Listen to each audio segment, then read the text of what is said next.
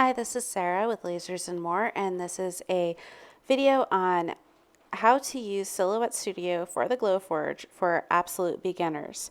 Now, I've made an assumption here that you have already downloaded Silhouette Studio and have upgraded to the Business Edition. If you haven't done that yet, let me know in the comments and I will create a video on how to do those steps. Now, this is the Silhouette Business Edition. And what you should do is you should start with the design area setup.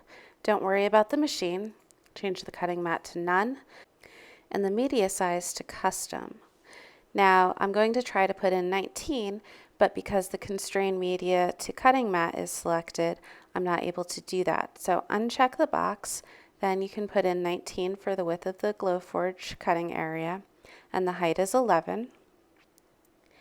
And now your canvas is the appropriate size. The plus button at the top is the way that you are able to zoom in and zoom out. The minus is zooming out. The mouse button is make a box and zoom to that box by clicking and then releasing when you have it framed. The hand tool allows you to drag the canvas around. And the big double arrows allow you to zoom in and out by clicking and dragging up and down. Along the left side is an arrow, which is just the pointer or selector tool, a lasso, the edit points or edit nodes function, line tools, then simple shapes. And then the Business Edition gives you a whole bunch of different pre-formatted shapes.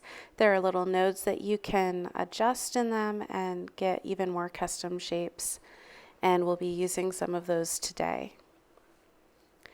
The next tool is the freehand tool, and there are two versions of that.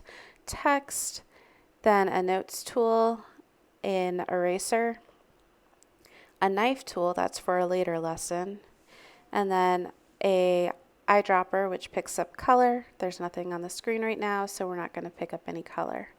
Moving over to the icons on the right hand side, you have your page setup, the pick scan, which we don't use for Glowforge, the fill panel, the line style panel, the trace panel, the image effects panel, text style, the font creation panel, the transform, replicate, modify, we will be using that today, the offset panel. The pop-up panel, won't be using that for Glowforge, or the stipple panel. We also won't be using emboss for the Glowforge. You can use the puzzle or the nesting.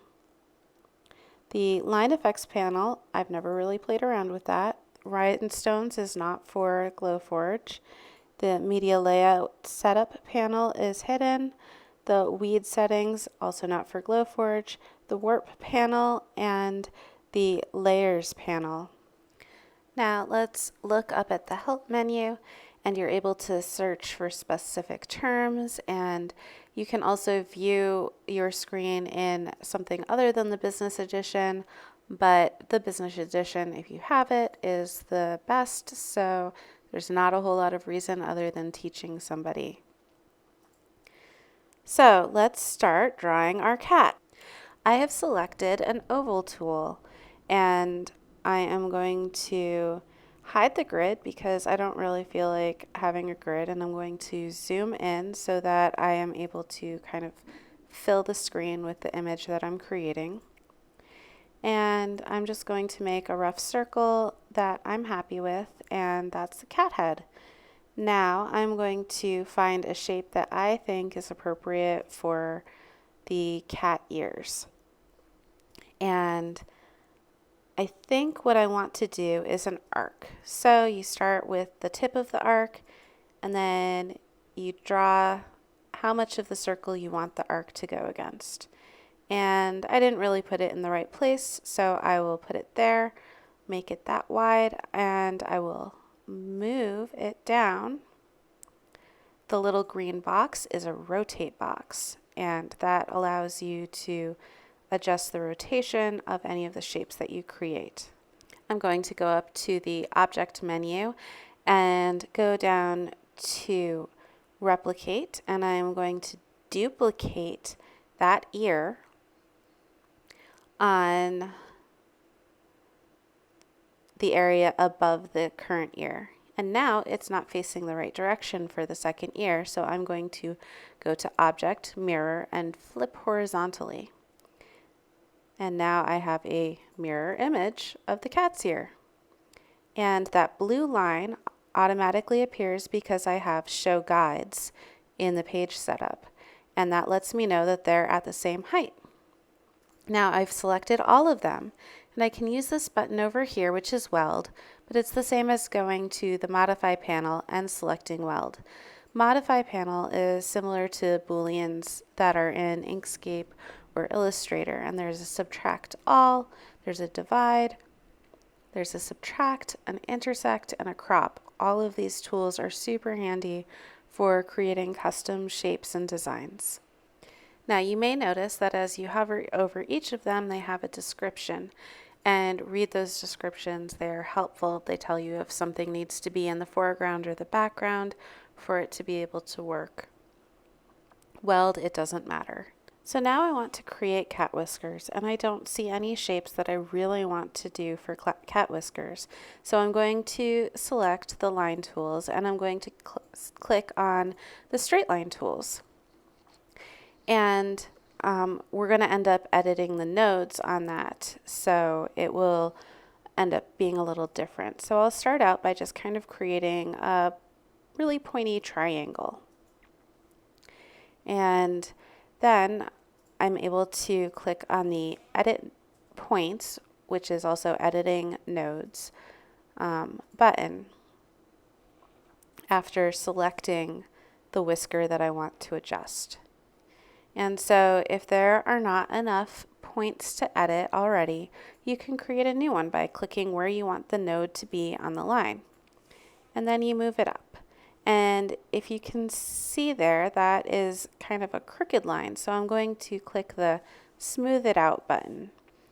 I don't know what it is actually called, but it smooths out the line.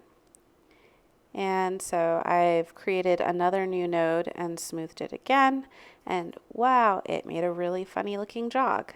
And so what I'm going to do is adjust the angle with the little purple box, which is a node angle editing box. I'm sure there's a specific name for it, but it allows you to adjust the way that it jiggles and joggles.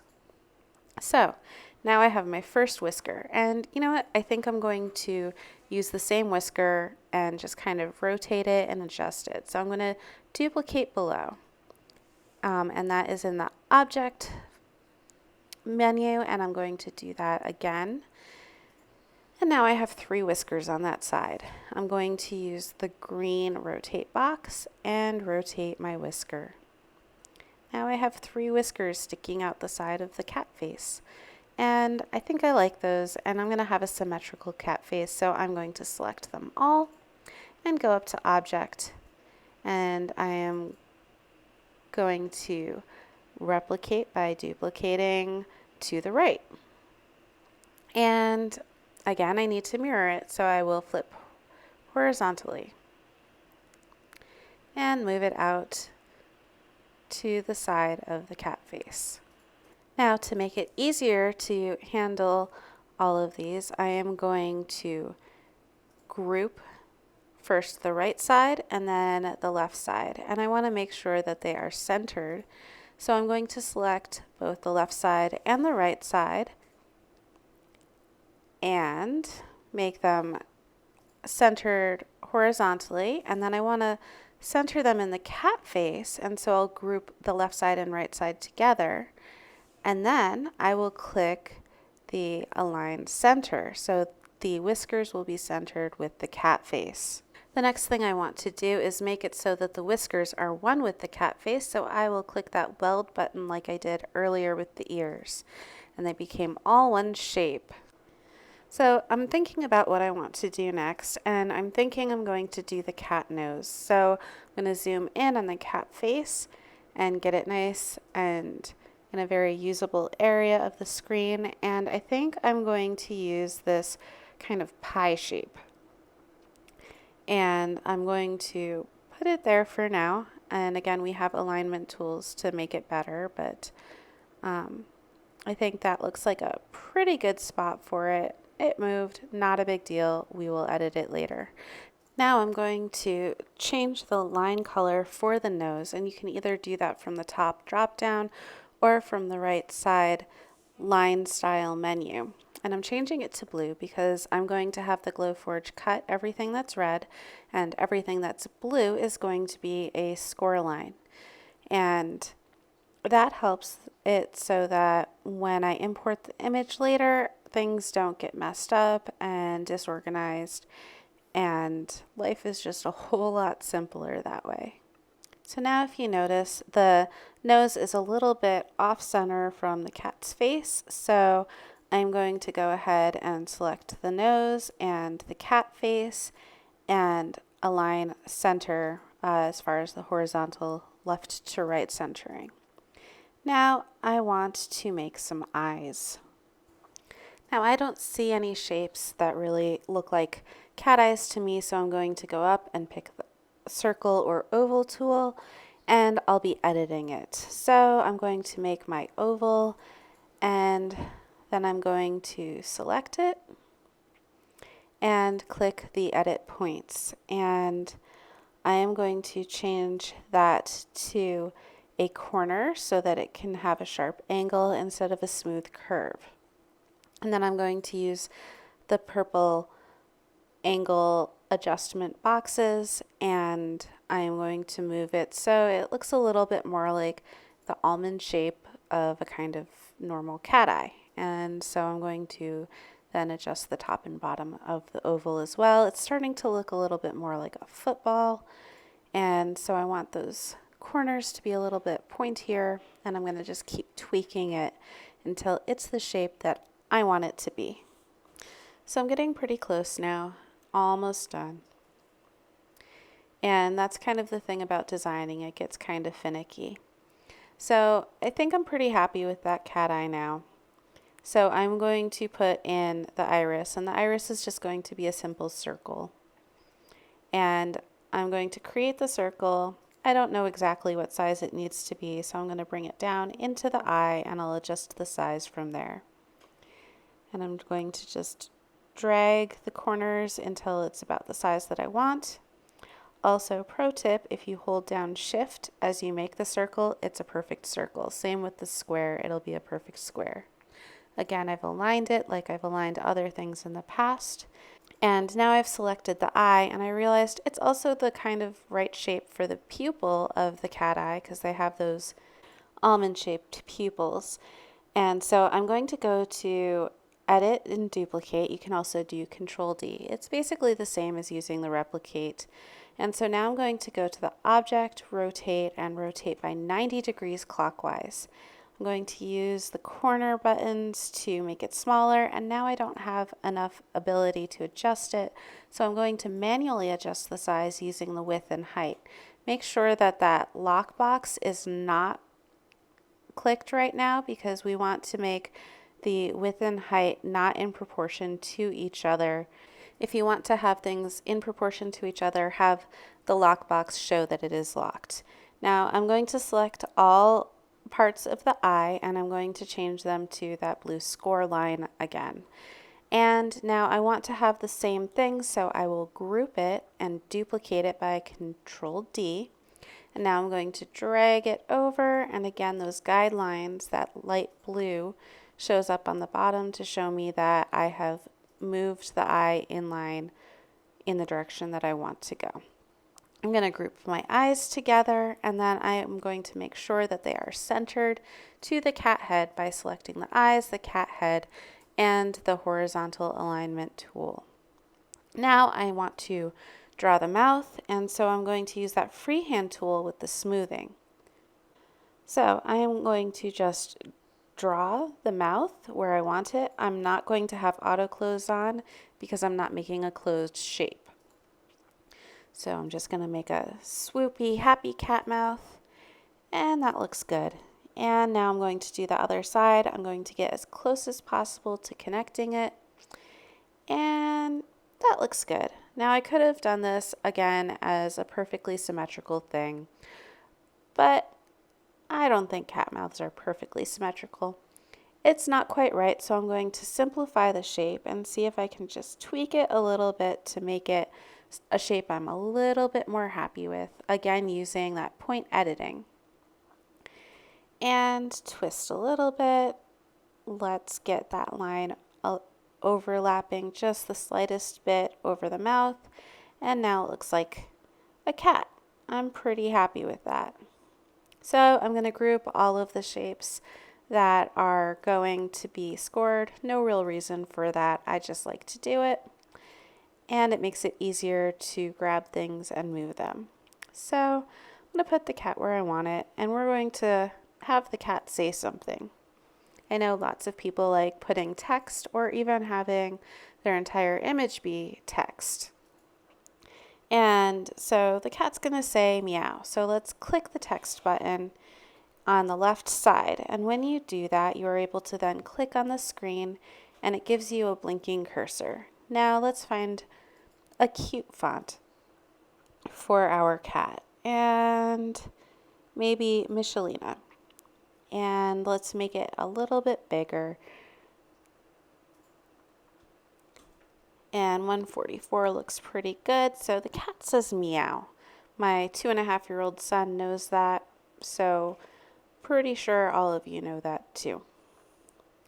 Now let's look at this.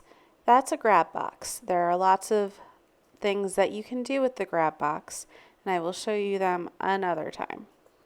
But for now, we can use it for just adjusting where the cat is. Now I tried to change the color of the font, but I forgot to select the font. So now I'm going to just change the outline to black, and then I want to show you something. Let's look at the font. Now zooming in, you're able to see that there are overlaps on the font.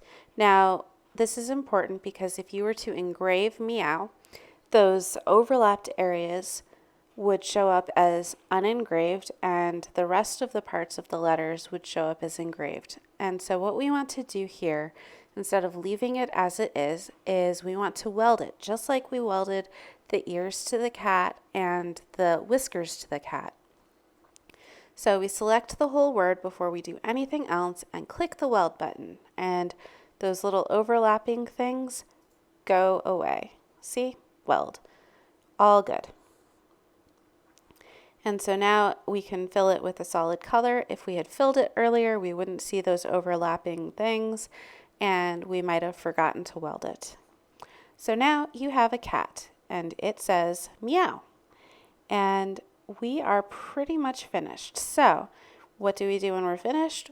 We save our file. Always go to Save As, and you're going to save it to your hard drive because you can't trust Silhouette. People have lost their files if they save it to the library. You can trust yourself. And if you lose it, then it's your fault. So I always include a Silhouette Studio version. It makes it easier to make adjustments later if I want to change it. But then I also save it again as an SVG. An SVG is what you need for putting it in the Glowforge. So go ahead and name it. After changing your format to SVG, hit save, and now you are good to go. Now let's go to the Glowforge app. And I don't want my previous work up there, so I'm going to go to New Design, Create, and I am going to upload from File. I'm going to find my cat.svg file that I just created with you. Notice that the Silhouette Studio version is not selectable because the Glowforge can't read those types of files. So you need an SVG or a PNG or something like that. So I'm going to change it to the material that I normally use. So select Meow and decide what you want to do with it. I had originally thought of engraving it, but I'm just going to leave it as cutting for now. And the cat face, I want to change it to score. You can see that the color changed to purple. And I always want to score before I cut things out on the Glowforge. It's my personal preference. I think it works better. So at this point, if you had material loaded, you would hit print. But we're having thunderstorms, so I'm not printing anything right now. I hope you found this an informative video, and if you have any questions, ask them in the comments. And go ahead and click subscribe. I know this is my first video, but there will be more with lots of other tips. The cat is not super amazing, but at least he's something simple, and you learned a lot of tips and techniques along the way. Thanks again for watching, and have a great day.